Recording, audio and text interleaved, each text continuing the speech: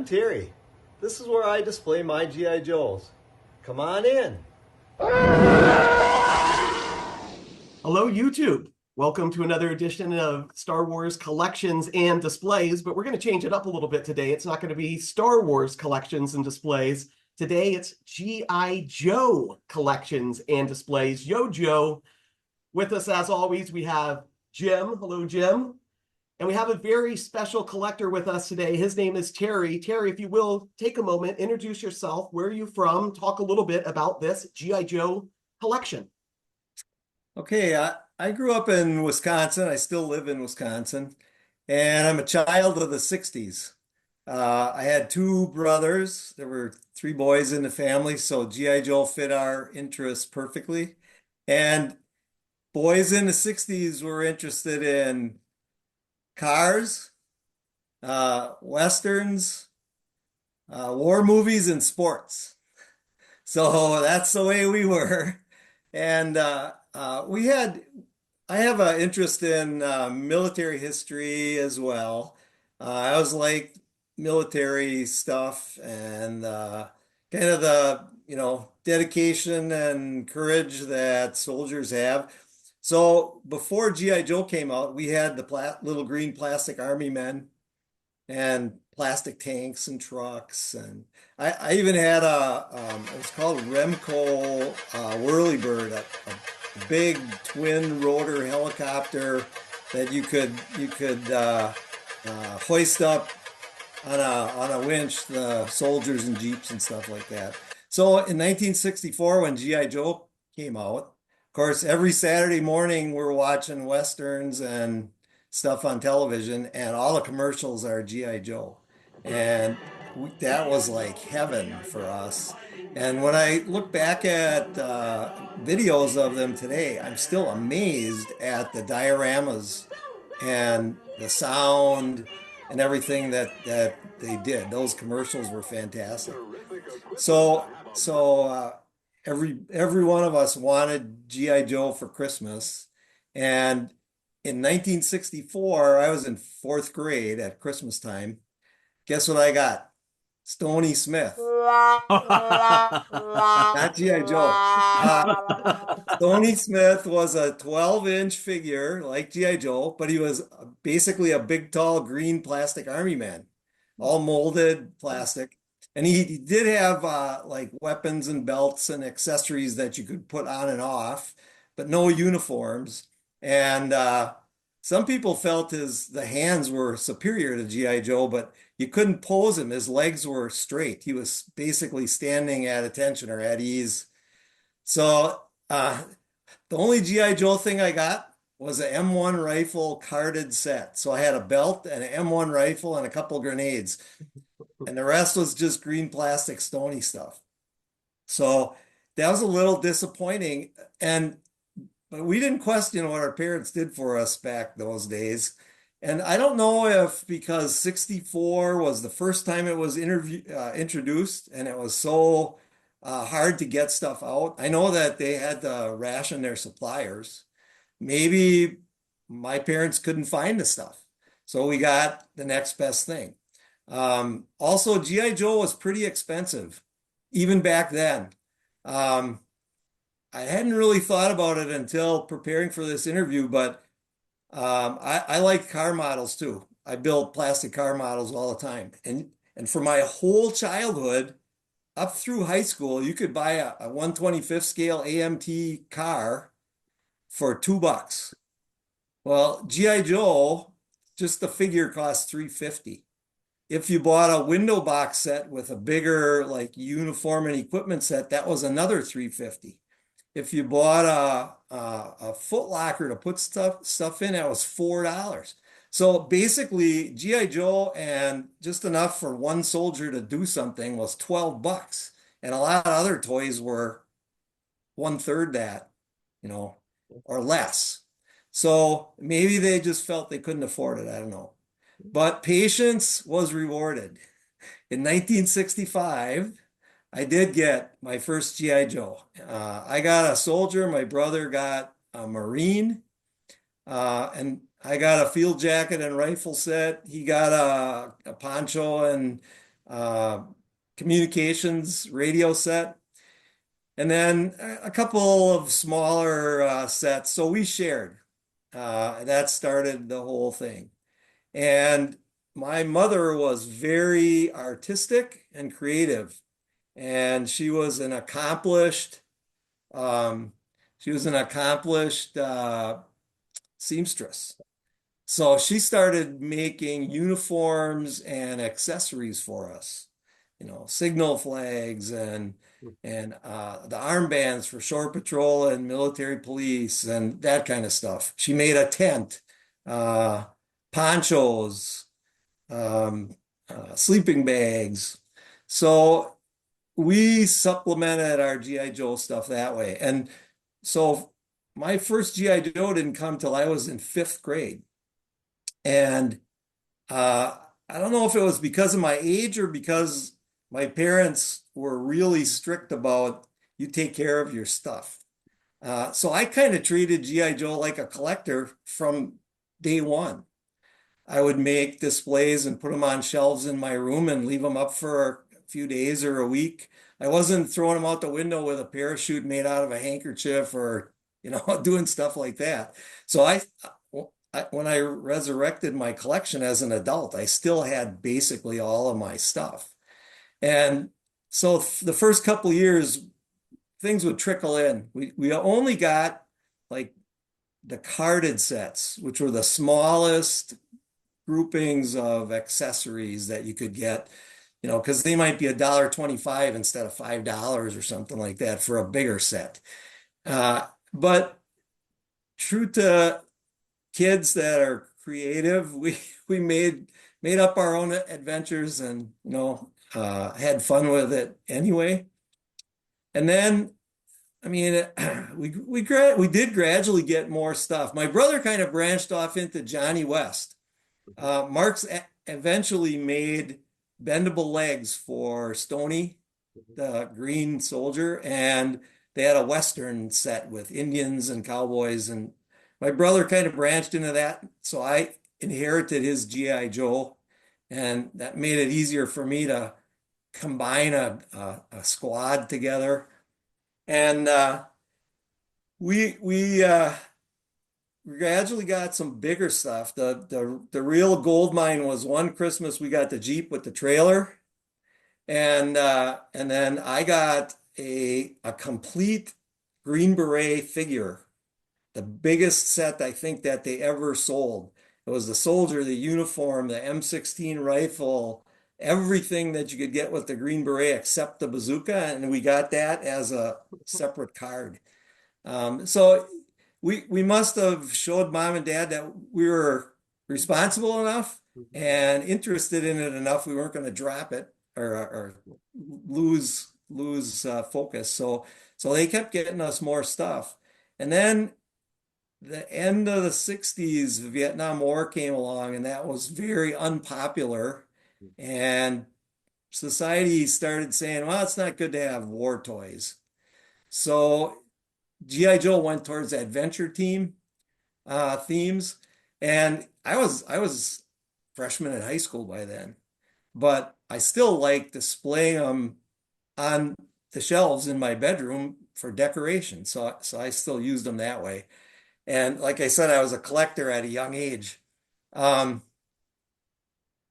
mom wrote to Hasbro and said she wanted to buy some military sets for her sons, but she couldn't find them anywhere. Was there a store in a different town or a place she could send to get some military stuff for her sons?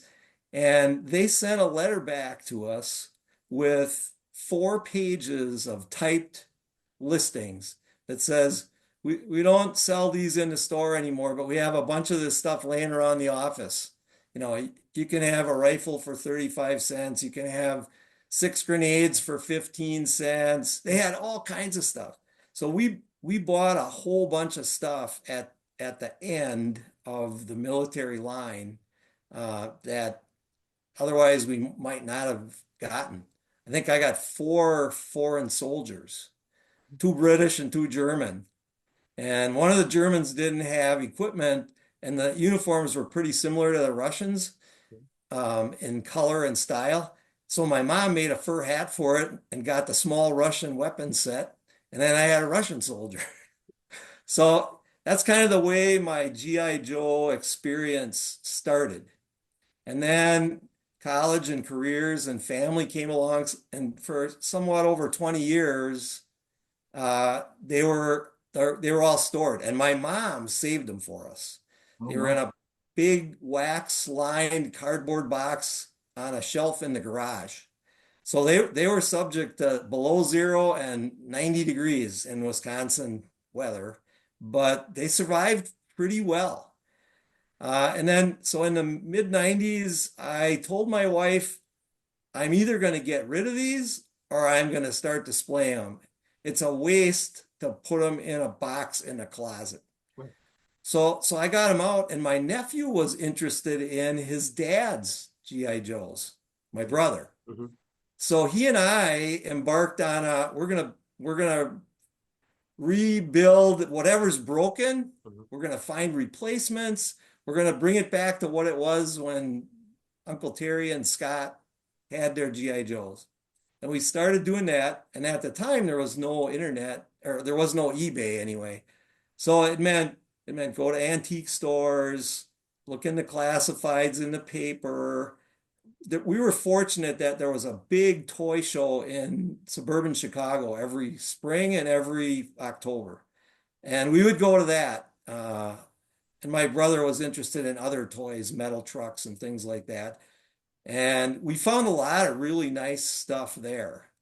And then we got connected with an outfit called Cotswold Collectibles, who had a catalog business, and they had actual vintage G.I. Joes, complete uniformed figures, loose pieces. And every month they'd send a catalog out with, this is what's in our inventory. So we started buying replacement stuff. And gradually, what we found is we get a bunch of extra stuff because we buy a lot. And it's like, well, now we can have mountain troops. We never had them before, and it kind of went from one to another. And what we ended up doing is when we were kids, there was a Hasbro catalog that my mom got from a toy store near where we lived. 8.5 by 11, like 18 or 20 page full color catalog with every single set that they sold. That's Desimo's book, which is one of the big resources. This is the catalog. Okay. And this is falling apart. In fact, before the interview, I was on the web looking for document restoration sources because it's literally falling apart. I have spent thousands of hours paging through that catalog. And what my nephew and I did is we based our collection on what they call the window box sets from that catalog. So the larger accessory sets you could get came in a window box about this big, and it had kind of a wooden looking frame around the outside, cellophane center, and it always had something pretty big in it, like a whole uniform with belts and equipment, as opposed to just a card with a couple things on it. And so we endeavored to go to every different branch of service, the 4 branches of service, and however many window boxes there were, we wanted one soldier outfitted with whatever was in that window box. So we both ended up with about 35 G.I. Joes. So my collection's based off of that 1966 catalog. And then I got a few extra interesting things. One of the things that came out of that letter to Hasbro is the stuff that was laying around the office included Salesman sample things that were never put into production. And I'm an engineer by education, so this always interested me too. They have at least 4 different designs of entrenching tools, field shovels. And they changed them as time went on based on what was most efficient or what was most resilient. The early ones broke kind of easy, so they changed the blade design. Well, anyway, the Salesman samples that they used in the early days and at the toy fair in 1964 were like an actual Army entrenching tool. The collar that fixed the blade either in the pick position or the shovel position was a little brass cylinder that was threaded onto the handle, and that threaded back and forth and locked the blade in place. Later, when they really put it into production, they made that brass collar, or they made the collar look like the correct shape, but it was part of the handle, and then the whole handle screwed in and out with the collar included. So we got 2 of those brass ring e-tools with part of that order we put in when the military stuff wasn't available anymore. And that's one of the things that a lot of people feel is a holy grail for G.I. Joe collection stuff. My nephew has one of them and I have the other one. This is the shovel pick with the brass collar. Yeah, I got it right here. We can also just throw it up on the screen here as well. But yeah, there it is. Let's see. I'm not so good. That's the one with the brass collar. That comes wow. down. Wow. So this is an actual piece of brass Yeah. that you thread down, and you put the shovel in the pick position or the shovel position, Right. and then thread it back up, and it holds it in place. This one's a little loose, but that was a pure stroke of luck. Yeah. And that was the result of a Salesman sample. Yes. Interesting. There's people in the Facebook groups that I follow in G.I. Joe that are way more knowledgeable than I am, and there's a whole study of what's first production, what's Salesman sample, is there a difference, when did the time span happen? So there's a lot of people in that group that you could have some great interviews with. That might also be the equivalent of the Star Wars rocket firing Boba Fett. I saw that in the interview with Chris from Albuquerque. Right. That was interesting. We fell in love with The Mandalorian because our grandsons got interested in it, and they had watched it. So we streamed it to catch up with them, and so we learned all about Boba Fett, and I enjoyed his interview a lot. Well, that was quite a unique bit of information. In fact, I have a few questions or comments that I'd like to make if I can remember where I'm in there. Correct me if I'm wrong, and it may not necessarily have been G.I. Joe, but was not G.I. Joe one of the big things that they provided a catalog or some kind of literature that shared with their customers, us kids, the new items that were being developed, and that in turn encouraged additional sales? Sure. Every piece that you got, even the small cards, had an artwork fold-out brochure on the back that showed all the different sets that you could buy. And then they also had instead of just an artwork fold-out pamphlet, they had a photographic, picture of every set with a description, what was in it, that came with some of the sets. And then you could join the G.I. Joe club. And then you got a magazine and a certificate that you were a member, and you got a little plastic dog tag that you could wear. So I mean, it was definitely, that's another thing that's interesting. I'm not a business guy, but it was a big marketing thing. I mean, I think the initial year there was like 70 or 80, 70 some sets that you could add and accessorize, and and some of the stuff would break. I mean, we were really careful with our stuff, but rifle barrels, if you dropped them, bayonets were notorious for breaking. There were other things. Boots where they'd split on the Oh seam yes, the backside. seams would split. You had to be a little careful. Yep. Yep. Getting those boots on and off was always a challenge. We figured it out. And so when I resurrected the collection, we tried to replace those things that were broken. And then we found new stuff. And then when eBay first came out, that's another time that I was lucky, just lucky, because there were a lot of people like me that weren't interested in keeping their collections, and eBay was a good way to sell them because you'd reach a big audience compared to the local classified newspaper. And so most of the stuff that was there was original, and there was a lot of it, and it was pretty good condition and not unreasonably priced. So we bought a lot of stuff on eBay. And the thing that happened is I was able to complete the collection basically in about, I don't know, from 2000 to 2005, because you could find so much nice stuff.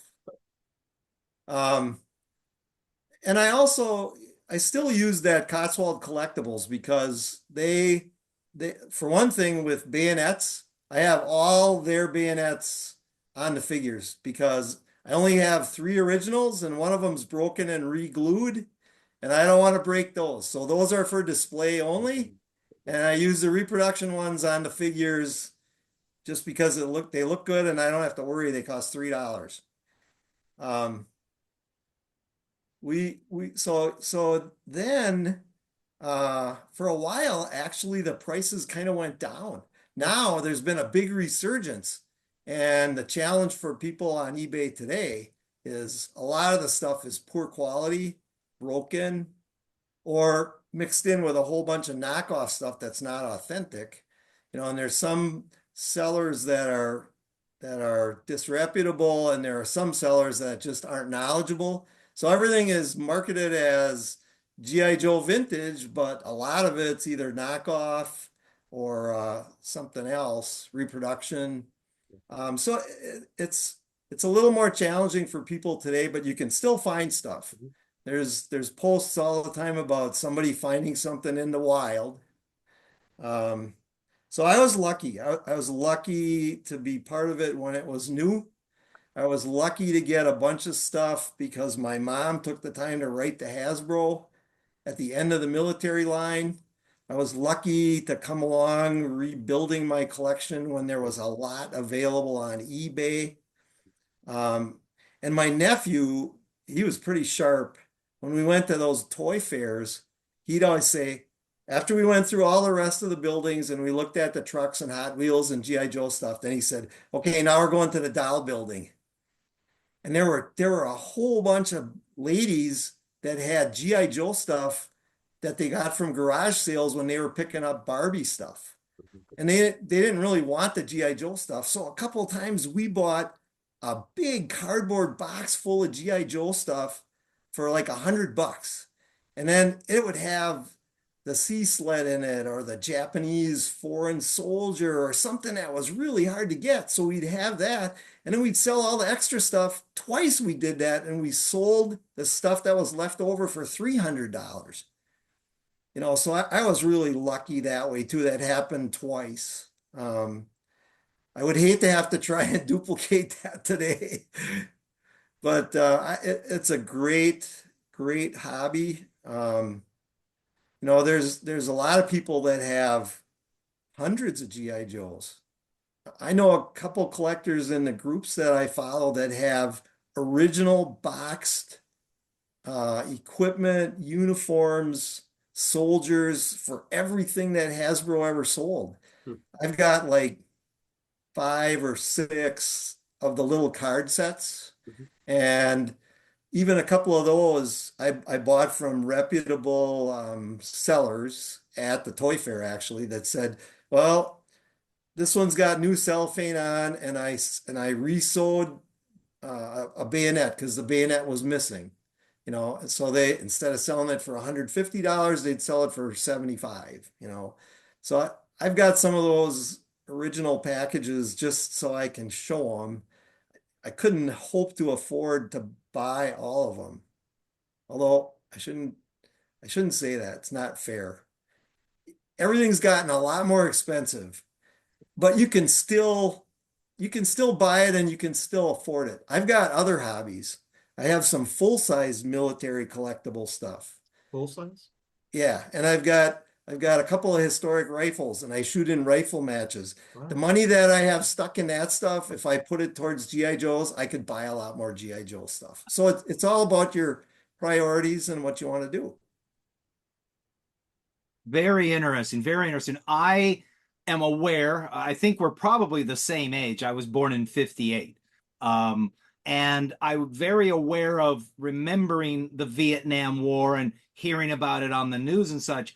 I was not aware, and it kind of makes sense now, that G.I. Joe became less popular as a result of. I was a little surprised when you said that not only did your mom write them a letter and ask where she could get stuff, but they wrote back and kind of, from what I understand, gave the impression that we're not really making this stuff anymore. And since we've got a lot of excess, here, you can have this for pennies on the dollar. I still have the letter. At some point, though, um, the toy industry or Vietnam became something in the past, and time moved forward, and G.I. Joe became popular again. But at that point, they didn't do it in the 12-inch. They went down to that 3 3/4 inch size. And that's where our co-host Jack comes into play. He's a G.I. Joe collector, but he's out of that 70s era and has a number of those items. And just like you, he also had the wherewithal, I don't know if that's the right word, the ability to buy something and put it in a box in the garage and store it until a later time, which now he does a little show called Jack in the Box. And it's basically going to those boxes he's taken out of the garage that he hasn't opened up in 20 years, opens them up on film and takes all of this stuff out of there, whether it be vintage G.I. Joe, or in this case, or I'm sorry, vintage Star Wars, or in this case, G.I. Joe stuff. So Jack knows G.I. Joe, but it's the next version of it. Certainly, not so much my son. He wasn't really that interested in the 70s and 80s GI Joes, but his cousins, my nephews, they had a lot of that stuff. And it was a little easier to get vehicles and such because they weren't as big. Well, they were still big, but not compared to what they would be for 12-inch figures. Uh, oh, vehicles, that's another thing. My mom made a tank for me. I had all kinds of Army tank models, and I wanted a tank for my GI Joe. And they really didn't have the greatest stuff available. They subcontracted to other companies to make stuff on license for them, and they were all scaled down. Um, so my mom made a tank out of a cardboard box. She cut strips of cardboard to make like the fenders on the side, and she used, because she was a seamstress, she had a lot of old spools. She used spools for the bogey wheels. Then she cut strips of cardboard and peeled one side so the corrugations looked like tank treads, Oh my God. and put those around the bogey wheels. My dad had a meat market, so the paper meat trays turned upside down were like a turret.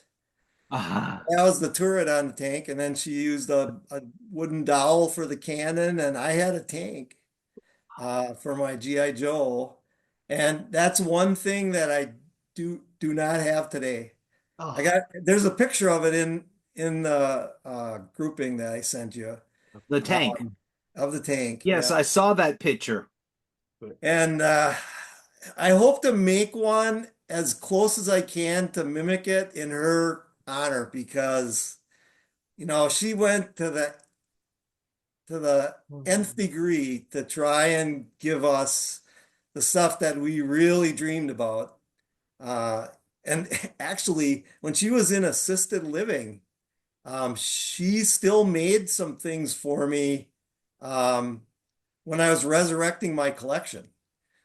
I've got these signal flags that Oh. that came with uh, the the the landing signal officer in the Navy, and she made these for me with little skewers and felt that she sewed. That's the way that she supplemented what she was able to get for us. Here's a communications wire Oh, spool, wow. real copper wire on a sewing spool.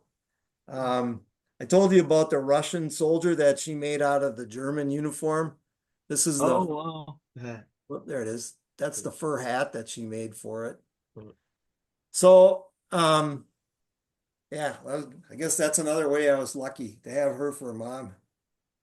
Oh, I think all of us kids, and doesn't really matter what generation, your parents usually went out of their way to provide stuff. It's just different times you had to go through different means of doing it. As a little kid, my mom also sewed stuff, and I remember one year for Halloween, she made me a Indian costume out of gunny sack material. It I was had one of those too. hell.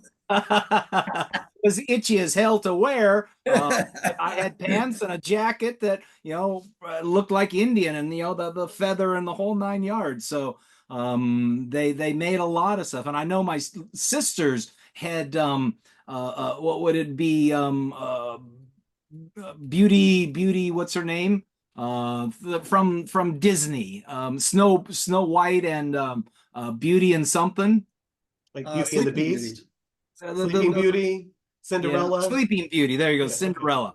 So they had all those Camelot-ish costumes and such. So I do remember that. So let me ask a few questions here. What we see in the background there is a big part of your collection. There's a curio cabinet on the left, a curio cabinet on the right, and they all seem to have what looks like various G.I. Joes in there. I can see action figures. I see some of the boxes. I see the rubber raft. On the other side, I see some flags. And then down on the bottom there, I see the German motorcycle. So your collection consists of action figures, vehicles, obviously, rifles and such. Does it go beyond those? I mean, were you into G.I. Joe comics, for example? No, I did have some military comics. I'm trying to think, like Sergeant Rock and the Howling Commandos, Sergeant Fury. There was a Fighting Army, I think. I would get those comics and read them and kind of use them for ideas to play with my GI Joes. But I don't have those collected. I've got quite a bit of the GI Joe paperwork. One of the other things you could get, I'm not sure where that came from. They're kind of like little folding sales brochures. There were brochures on how to build dioramas, how to display your GI Joes in different ways. I've got some of those. I've got a couple of reference books written by Don Levine, who was the originator. That name rings a bell. Yeah, With that's Hasbro, I think. Yeah, he was the head of the sales team, and there were a bunch of other guys that were integral to the whole success of the process. But he was really the driving force behind it. And he wrote a couple of books with another author. I think his name is John Mishlig, about the history of GI Joe and how it was conceived and how they brought it to market and how worried they were about someone else stealing it and coming out with it ahead of them. And I mean, it's such an interesting story. There's even a documentary about it where they interviewed, fortunately, they were able to interview those people. A lot of them have passed away now. But the the amount of ingenuity that they put into it and the adventures they went through to scale the equipment and the weapons. I mean, they had one sales guy going to the Rhode Island Armory for the National Guard and getting permission to bring machine guns and stuff like that back to the office. And they'd walk through the office amongst all the secretaries with these weapons. And they were mostly young ladies and they were wondering what's going on. Wow. So the original G.I. Joe was a 12-inch version, and then the next couple of decades later, they came out with those 3 3/4 inch versions. You're predominantly the 12-inch version, yes? Yep. Yep. And approximately percentage-wise, I get the impression you still have from your childhood those original items that your parents gave you. I do. And what percentage of your collection is from that original gathering? About, oh, I don't know, 6 figures out of 35. Okay, so 20%. Yeah. Okay, well, that's still a goodly percentage of original stuff. Obviously, the remaining 80%, you and your nephew really went to town at all those trade shows and such. Oh yeah, we did. What the most expensive one that I ever bought, and compared to today, it may not seem expensive, but I bought they call it the Marine Medic. Really, they're corpsmen from the Navy that take care of the Marines, but the Marine Medic set I bought on eBay, a mint complete set, not in the box, but I mean a perfect set. And the guy selling it was from Australia. Oh, wow. It was $130 in Wow. 2002, maybe. Wow. And I was really nervous, and it took a long time to get here. At one point, I emailed him just because I was a little concerned. Is it really going to come or not? And he answered me right away. You got to be patient. You know, it's going overseas. It's got to go through customs, and so that was kind of an adventure. Early in my, rebuilding phase, if I couldn't find something that Cotswold Collectibles had a line called the Elite Brigade, which was G.I. Joe bodies, and they had all different head sculpts. They carried it to like, this is what could have happened if they had continued with the 12-inch line. They had much more elaborate selections of uniforms and stuff. But in addition to the vintage stuff that their catalog had for sale, they had reproductions of many of the things that were broken or hard to find.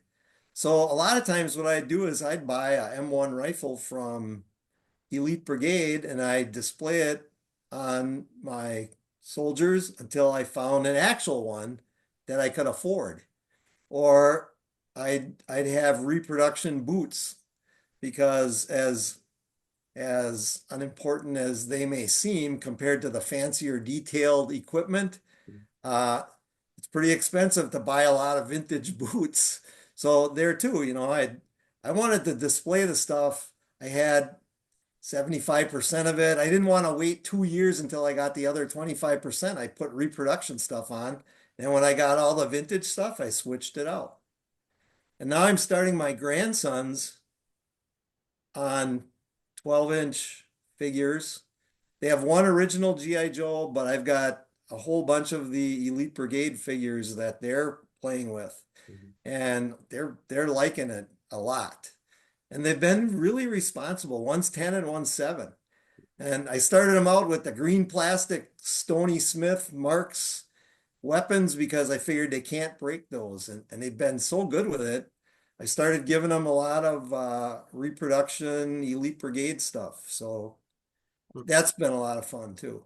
So chances are you have quite a bit that is not so much in storage, but just put away because it either doesn't fit what you're trying to display. But with what you have on display, approximately how many figures or what would be the number of items that you think you have? Well, I have about, if you count the Elite Brigade figures, and I've got a separate collection of those. Um, can we see that? Let's see. That cabinet way in the back there. Mhm. That's got about 40 Elite Brigade figures in it. And Wow. they're just like G.I. Joe, but No. they're they're they have, like 10, 15 different German style uniforms. They have probably 5 different kinds of uniforms that soldiers might have worn in Vietnam. They have a lot of different variety, all the different paratrooper uniforms from D-Day and World War II. They kind of reimagined what it would have been like and had their own sources in China to make the uh, uniforms and everything. They've kind of gone away from that now. For a number of years, they tried merging with another company that they thought would help boost their production to be able to expand their market a lot, and that did not go well. So for a while, there was a big downturn in what they had to offer. But they've come back really strong. They're real supporters of any GI Joe conferences or conventions. I still get stuff from them all the time. Um, and they on their latest website, I noticed some of the later GI Joe sets that were real um, hard to find, low production, special color versions of military police and air police and shore patrol. They're making replicas of that now. So maybe they'll start coming back with more military stuff So too. in the beginning, I think Hasbro licensed to Hasbro Canada. I don't know if they made any different versions, but then along came Palatoy. Yes. And they were the ones who, at least I was under the impression, varied a lot away from the initial four branches of the military. And they were the ones who started doing the German soldiers, the Russian soldiers. Yes, or is that group Elite that you just mentioned? Well, Elite Brigade is that it's I like it because it's like GI Joe in that the uniforms are heavyweight, robustly made and sewed. The equipment, the belts and everything, you can dress them, undress them, reposition them, and they have the same bodies that GI Joe did. I don't know if they had to get licensed from Hasbro. I mean, they didn't start selling that stuff till the 90s.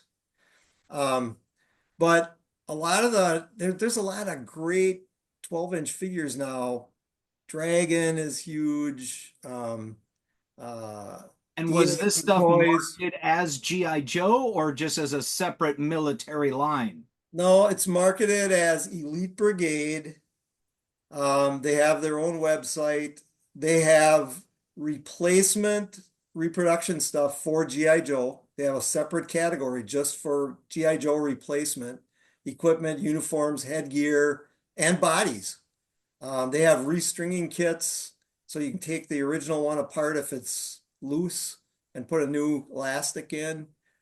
Um, I think the Hasbro came out with the Soldier of the World first. They had British, German, Russian, Australian, and French resistance fighter.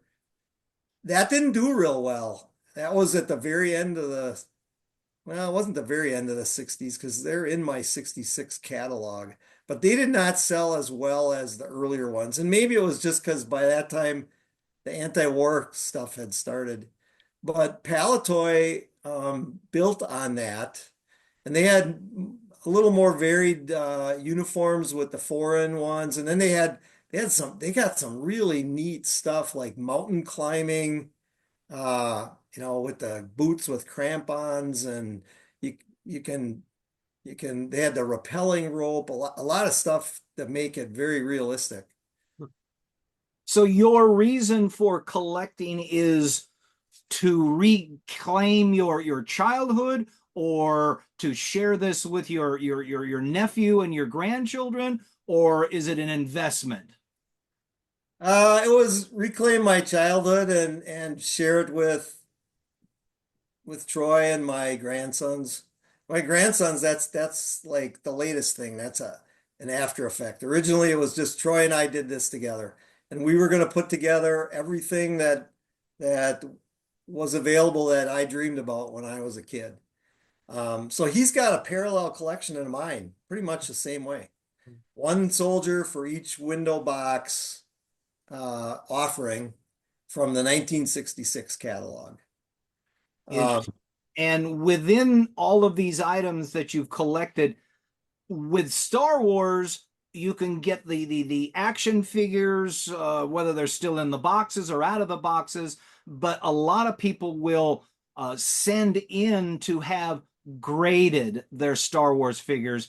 Does that occur with the G.I. Joe stuff?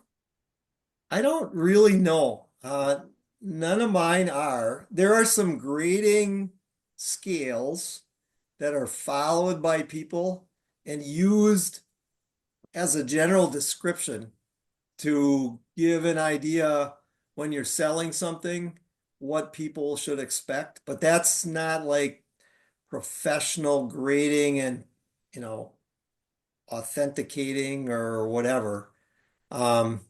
There's G.I. Joe is a lot like Star Wars in that there's so many variations, and there's subtle things that make a difference from one uniform to another.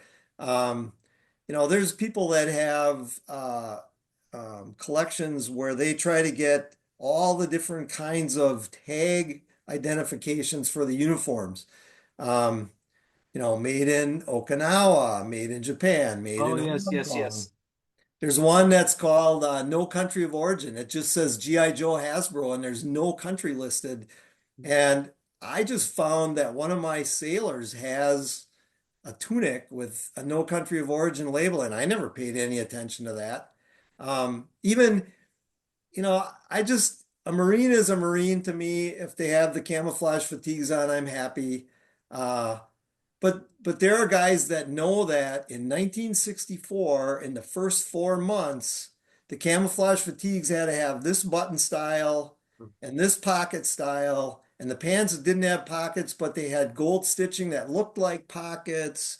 So there's all those subtle variations that a lot of knowledgeable people are really interested in. That's another way you can collect. You had mentioned the word reproduction a little bit ago. So my next question typically would be the importance of the items collected. In my case, with the Star Wars stuff, it was to acquire as quickly as I could. Granted, I was not wanting to buy junk stuff, but I was willing to accept something that the box maybe wasn't as pristine, or the outfit was a little wrinkled or something. There are those who go to the extreme and will only get it if it comes with this or it's in this shape. But your thoughts in regards to reproduction, more specifically 3D printed, is that a benefit or is that not something that's good? That's a hard question to answer. The way I view it from my collection is there are some things that are unbelievably hard to find. Like the folding bipod for the M60 machine gun.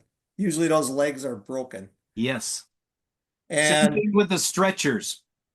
yep. So I had one broken leg on my M60 machine gun, and I held it in place with a piece of elastic string, like the elastic string that not braided elastic, but I mean literally a thread There's elastic thread like the commando knife had for the frogman or around his leg.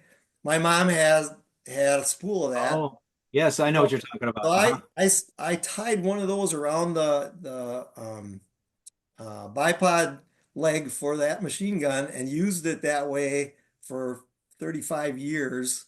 And then, and I looked and looked and looked, could never find the right RIGHT side leg.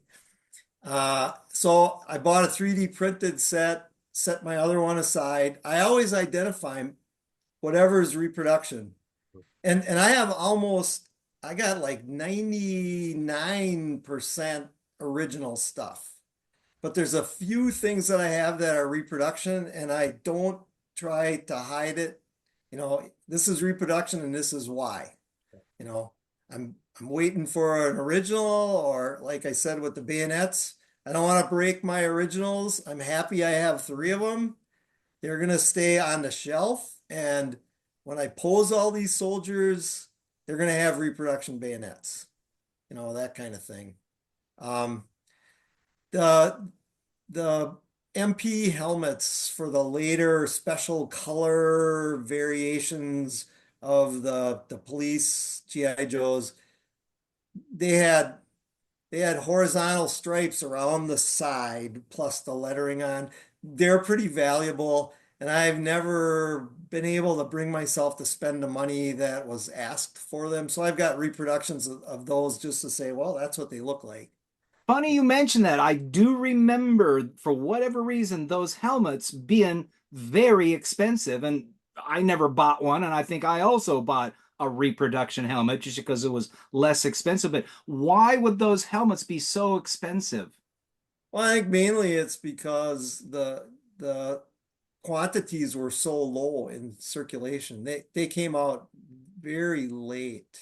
Um, I don't from memory have the date, but it had to be for sure 67 or 68, maybe even 69. And then 70, they went away from the military to the adventure team, um, or thereabouts. So So they're I do see in the cabinets there in the back, you've got what appears to be some box stuff, and a number of items that are not in the boxes, boxed or loose. 95% of it's loose. I only have one original coffin box. That's what they call the tall, narrow boxes that just the figure came in, the soldier, sailor, marine, or pilot. I've got an action soldier coffin box, an original one. And I bought that. But they typically go for $100 to $150. And actually a lot of people, well, I have, just so I can display them, I have reproductions. I don't know how they do it. With modern printing, there's a lot of collectors that will make coffin boxes either to match the originals, or they'll make custom ones with whatever soldier you put together or make it match him. And it's so in inventive, and they're really talented. But I wanted one coffin box for each branch of service. I got 3 reproductions and 1 original. Okay. And what is your source, Terry? Where are you buying this stuff? I know eBay was the early 2000s. You got a lot of stuff there, but now in 2024, what's the source? eBay is still a source. And like I said, it is much more challenging than it used to be. But if you really want to put in the time and do the research, you can still get it. There's a few sellers that I know on eBay that have all original GI Joe stuff, and I've bought some smaller items from them recently. Like I had started my grandsons out with a combination of Elite Brigade reproduction, knockoff stuff, plastic Stony Smith stuff, and broken GI Joe stuff. I mean, like a radio with no lid, no antenna, but it's got the phone in it. And I've bought a couple of items from them, so they have some nicer stuff because they've shown that they're responsible. So there, you can still do it. What happens a lot of times is you got to be a little lucky. Like I've been lucky throughout my collecting years, but you make some of your own luck. A lot of times I'll see something and it's like, well, it looks like it might be okay. And then it comes due at 11 p.m. on some night and I'm gone or I don't check eBay and it went for the low bid. You know, you can get stuff like that, but you have to put up with all the ones that you get outbid on, you know, and try to, there's not as much quality original stuff available. You will see a lot of stuff where there's 15 items and 2/3 of them are either broken or poor excuse knockoffs. And there's just a couple of G.I. Joe things in there. It's a little discouraging. I've actually sold, I did have a couple Foot Lockers full of odds and ends that I thought, maybe someday one of mine will break and I'll need it, or I'll build something, and I've sold a bunch of that to some younger collectors and some older ones like me that are getting back into it that were frustrated not being able to find stuff. So it's like, I don't need to keep all this. Well, that brings up an interesting question because as you're describing this, I'm thinking to myself, when I bought all my G.I. Joe stuff, and I tend to be a compulsive buyer. And so I just focus on one thing and just buy. But ultimately, once you sit down and go through all of that stuff and take out what either is displayable or worthy of being displayed, you end up with a lot of excess. I have in the garage it's an empty aquarium, about 8 foot long, 36 inches wide. It's only 12 tall, but it's loaded with boxes of excess stuff. And that could be something as simple as boots, helmets, hats, outfits. And I'm just thinking, to a minor degree, I don't have any interest in hanging on to that stuff. But at the same time, there was money spent on it. I guess my question really is it worth trying to resell a lot of those simple, undescript items? And I guess in this case, eBay would be the place to do it. Yeah, I mean, if you have even if they're nondescript items, if they're pretty good quality and they don't have to be 910 quality in order to sell them. There are people on eBay that wish they could get that stuff without all the clutter of the junky knockoff stuff with it. So there's definitely still a market for that. In the last couple of years, following the Facebook groups that I have been with G.I. Joe, I've tried to make some connections through them and funnel stuff to them instead of going on eBay. I could get more money on eBay, but I want to help another enthusiast and collector. I'm not in it to make a mint. Right. And that's kind of in the back of my mind. What I'm wondering is, okay, so if it's just a pair of boots or a particular hat, maybe it's sold for $1. It might cost you $5 or $6 to ship it, but I can't control the shipping cost. I can control the cost of the individual item. Well, I bet you could sell boots for anywhere from $8 to $15 a pair. Really? You might have to, sometimes you might have to be a little patient. You know, I don't think they're worth that much, but people are paying for some of that stuff. Interesting. More than they were in the early 2000s. I can tell you. It's interesting you mentioned that as well. I got into collecting Star Wars 4 or 5 years ago.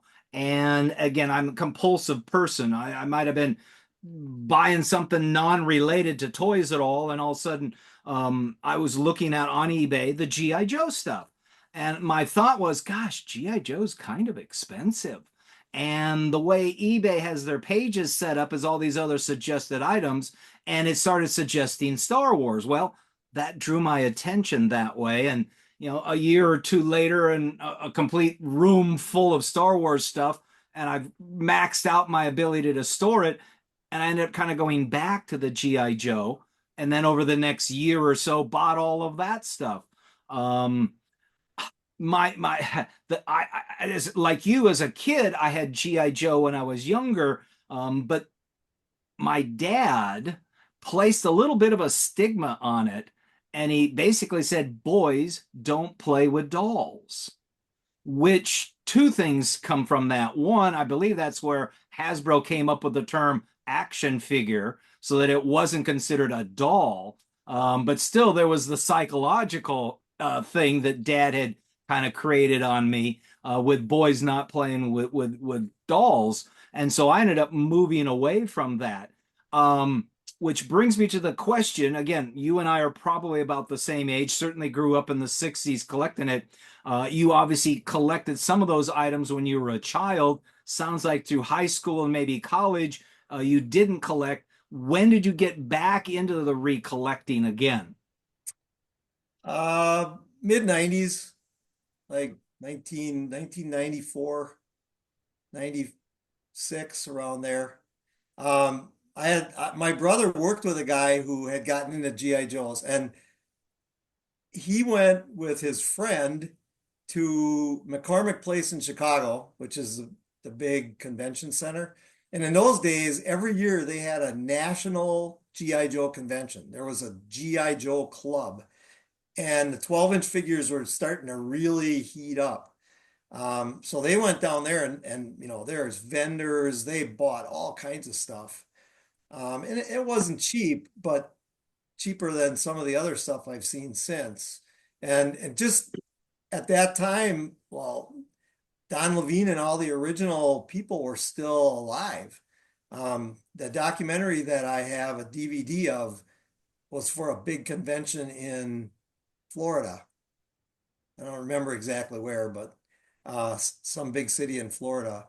And they had panel discussions, and all the artists and designers and salespeople were there signing autographs. I never got to do that. I wish I would have. Kind of what Comic-Con has become now. Yeah, yeah.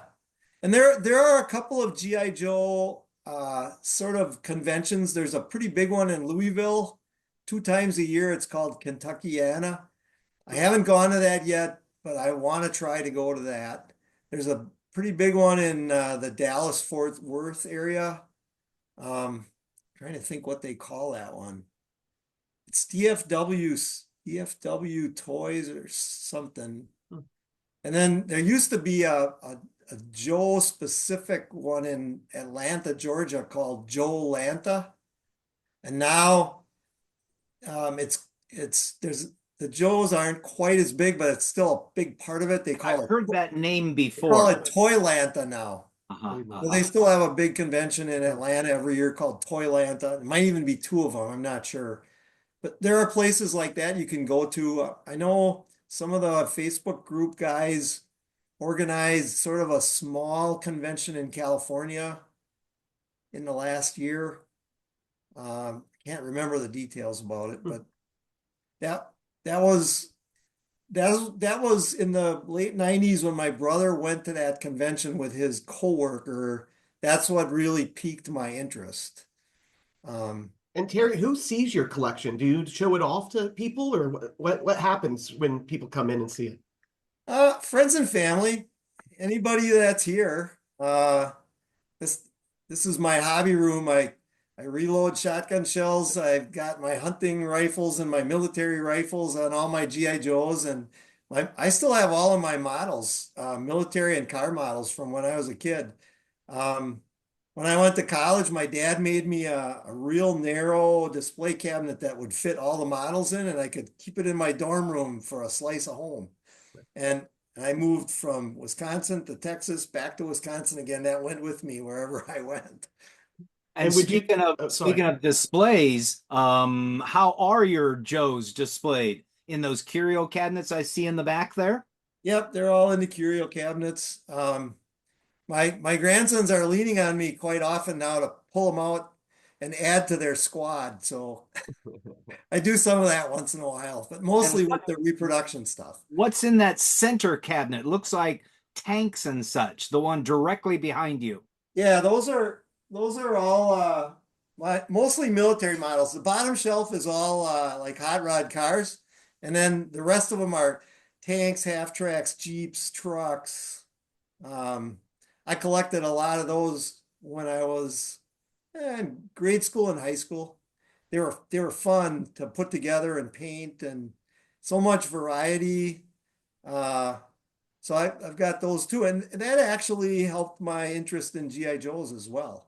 It's all part of the military history thing. Do you have the ability to expand, or have you reached your capacity?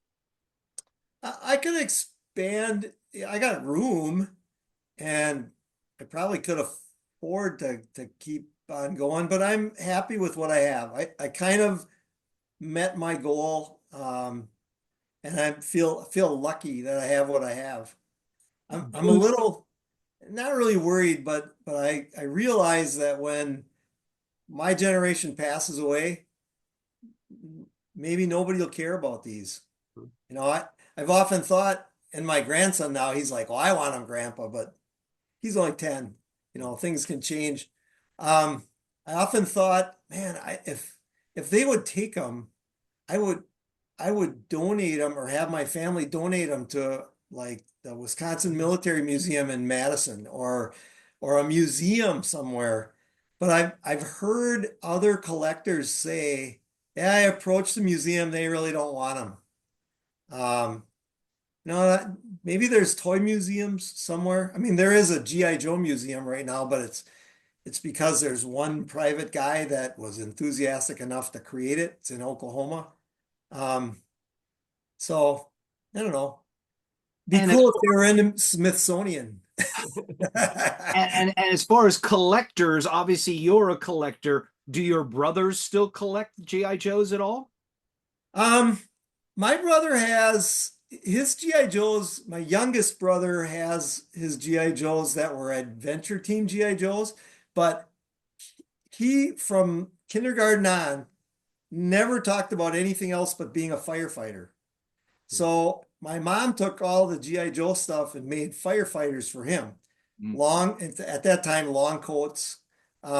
She took the helmets, the army helmets, and the plastic detergent bottles that dishwashing detergent used to come in.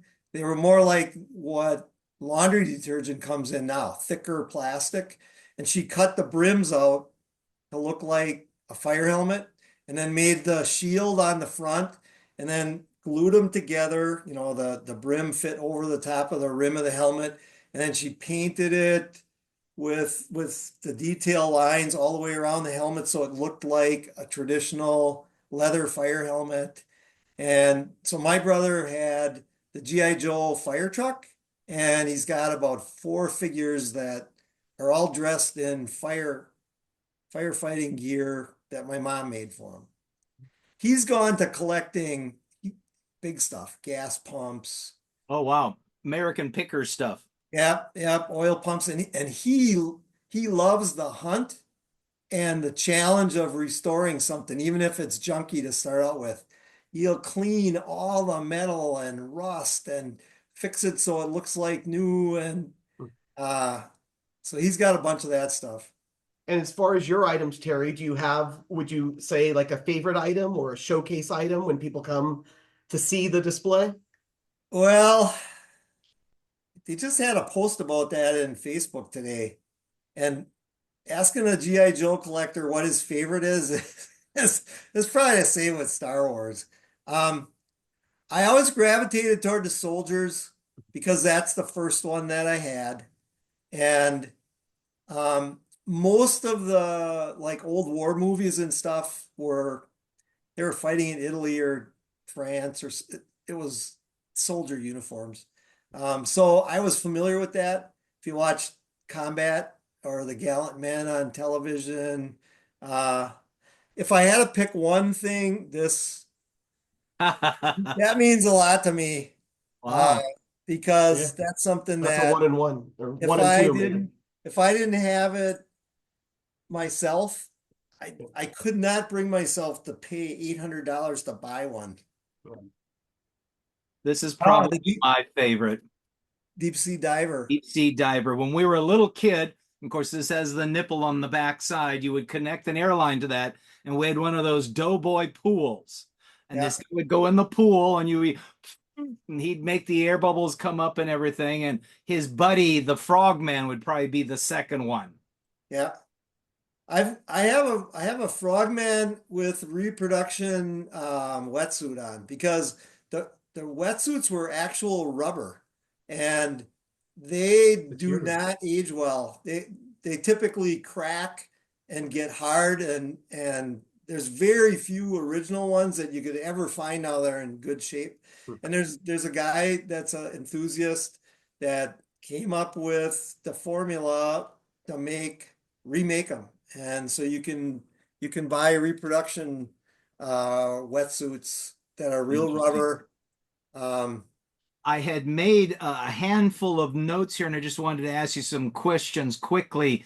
There seem to be a couple of different means of displaying your Joes. One for him standing up, and one for I think the Frogman when he was lying down. yeah, the one of the things that I like from Cotswold Collectibles, who has Elite Brigade, is they had these stands that basically were a spring-loaded piece of steel where the top made a Y or a V, and you could squeeze it and raise it or lower it, and it forms like a saddle. Mhm. So if that way they don't accidentally fall over. As good as the GI Joes were, and that's one of the things that Sam Spears, the designer, was adamant about. They have to hold a pose. They can't fall over if you don't hold on to them. They do gravity fights them. Occasionally they'll fall over, and then if they got a rifle in their hand or anything that's fragile, it tends to break.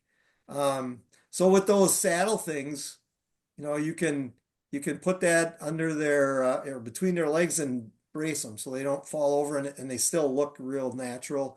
And when I bought the reproduction wetsuit, they're a little hard to display because the rubber is Right out. so tight and it's so tight. No, the new one is not dried out, but the rubber's tight and elastic. So it wants to fight the joints and you bend the arm, comes back straight. Oh, Um, so I had the idea, well, I'm gonna make two blocks, under his chest and his hips and aha. then it'll look like he's swimming and it's like I got those stands and they're telescoping. I can raise or lower one and it makes a real nice way to display the frogman. And along with a number of the images you sent, I saw pictures that your mom had made of the various sewing patterns for the poncho or the sleeping bag and such. Yep, I still have that. And one of the guys in the Facebook group wanted me to reproduce them to scale. And I'm not quite sure how I would do that. And then put them up so that everybody could use them. Uh, and I know a little bit about sewing, but I'm not talented like my mom was, and they're kind of vague. You can cut the pattern out, but she knew how to roll the seams so that they would end up the correct size and the correct look, and the hood for the poncho will fit properly over the helmet. I don't I don't think they're that detailed. I certainly couldn't make one very easily from that. But I guess if you knew someone who was good with sewing, they could do that. You also had sent images of a number of what I'll call kits, which would be that card that held a number of different items inside there. And you had quite a large number of those kits. Well, I've got 1, 2, 3, 4, 5. I only have 5 cards. Mhm. And like I said, they probably had 78 of them or something like that. Those are the ones that I felt I could afford. They were anywhere from $50 to $100. And, it took me a few years to buy them, but it's some original packaging, not the real elaborate stuff, but it's an example, which is a pleasant memory. And then, of course, you had the Jeep and the trailer. And the question that I always seem to ask myself is, does the cannon go in the Jeep or does it go in the trailer? And does the spotlight go in the trailer or in the Jeep? It can go in either. Let me see here. I don't know if this will work. In the 1966 catalog, Yeah. they show the cannon in the Jeep and the searchlight in the trailer. But they're kind of interchangeable. There's one of the themes this week was motor pool or vehicles or something. And a guy just posted a Jeep with the searchlight in it. Right. Interchangeable. Yep. How many Jeeps do you find that still have the motor or the spinning whatchamajigger inside there that actually still works? I don't know. Mine does. Oh, okay. Trying to think once. Actually, I think that might be one of the reproduction pieces I have. Mhm.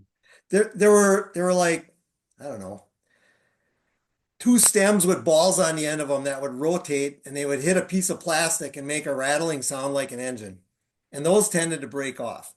So my mom, with all of her other fixing talent, she took two fairly long pins, the kind of hat pins that had the ball on the end of it. Oh, yes. And she bent them and burned a hole through that center shaft and put them in there and bent them with a needle nose pliers so that they'd spin around and hit that plastic and it still worked. Well, I think I have a reproduction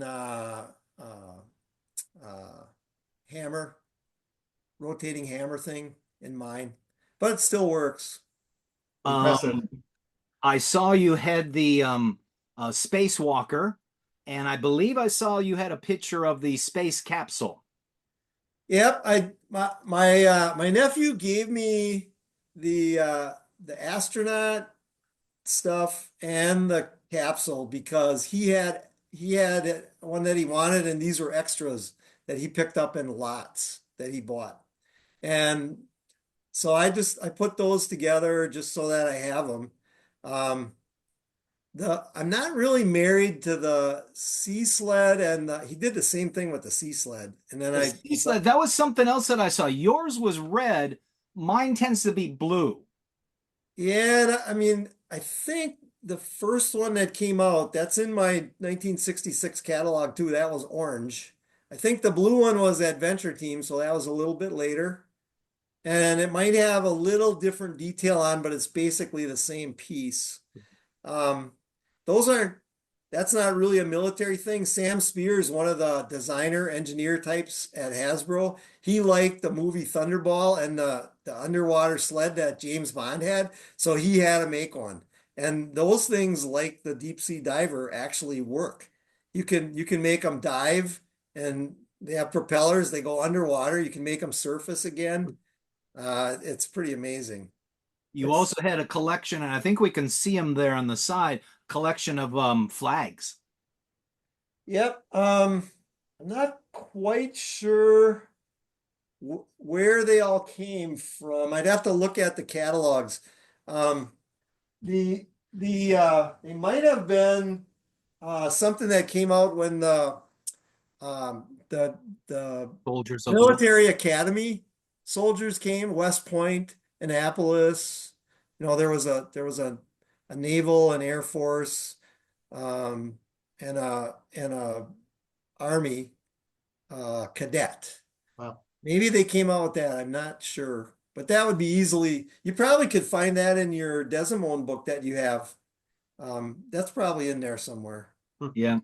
And then accessories. I mean, things such as the crate for, was it the Arctic adventure, or was it the Siberian tiger, or there's a lot of unique accessories that came with all of these different things. Snakes, and there's a treasure chest that has jewels in it, and Yeah, lightsabers, and those are part of the adventure team, which was the 70s era. And I don't know if it was adventure team. They had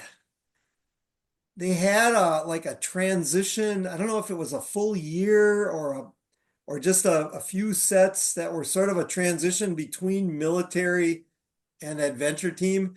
And I think they called it Man of Action. yeah. I don't have any of that stuff, but they had sort of a naval type guy that they called an aquanaut.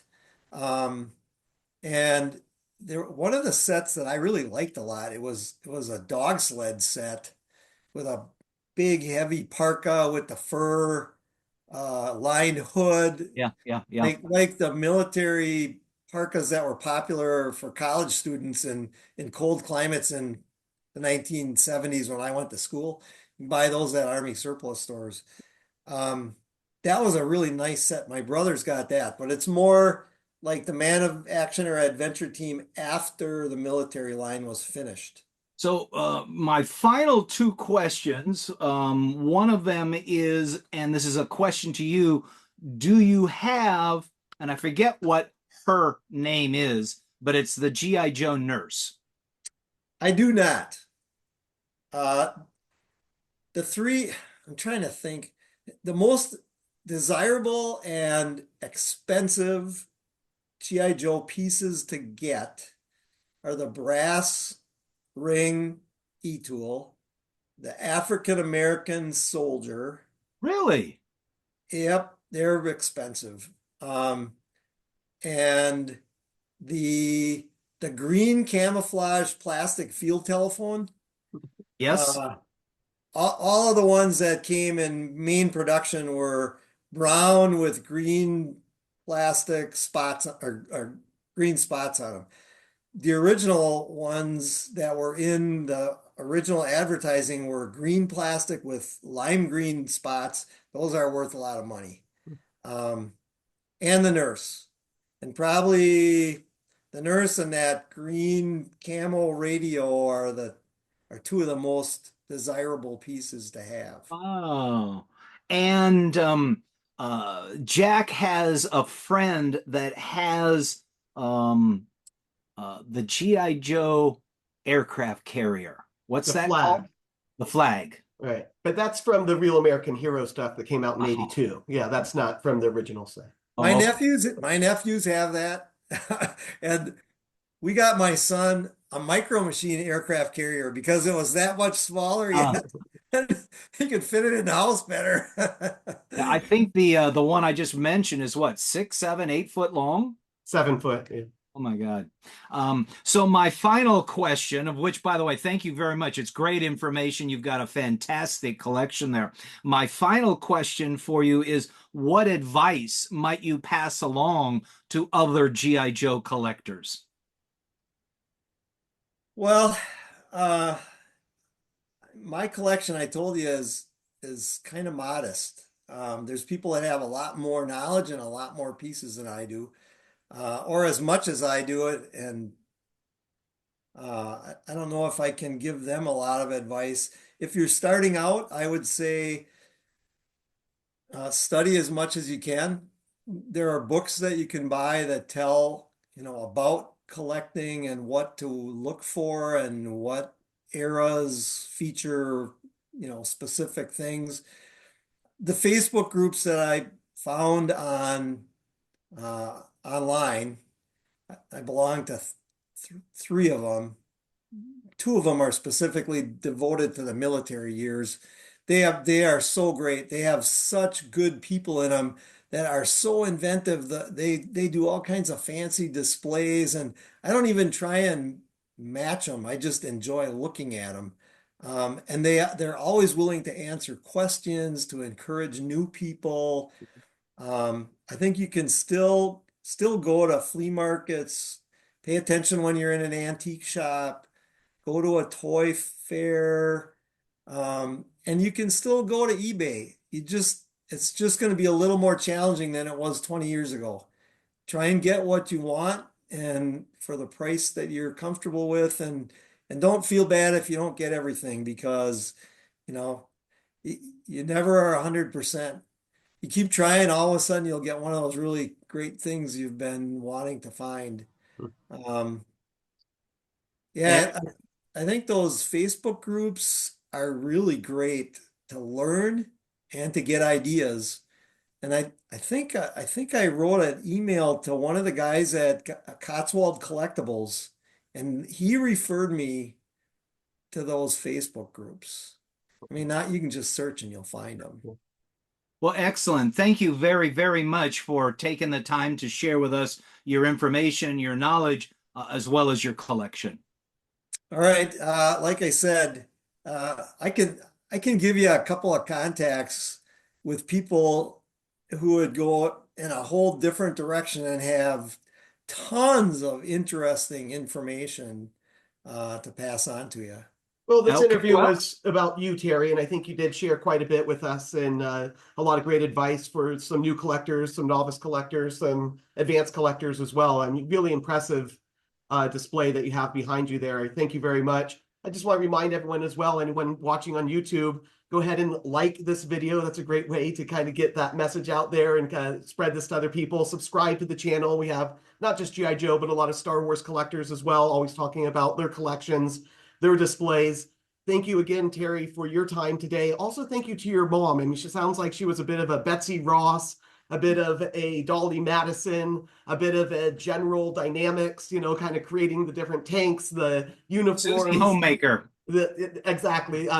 Keeping everything, you know, when the White House was burning down, she brought out all the valuables and kept it. Madison, Wisconsin, so it all kind of goes together. That's awesome. Again, Terry, thank you very much for sharing with us. Jim, great interview. This was special.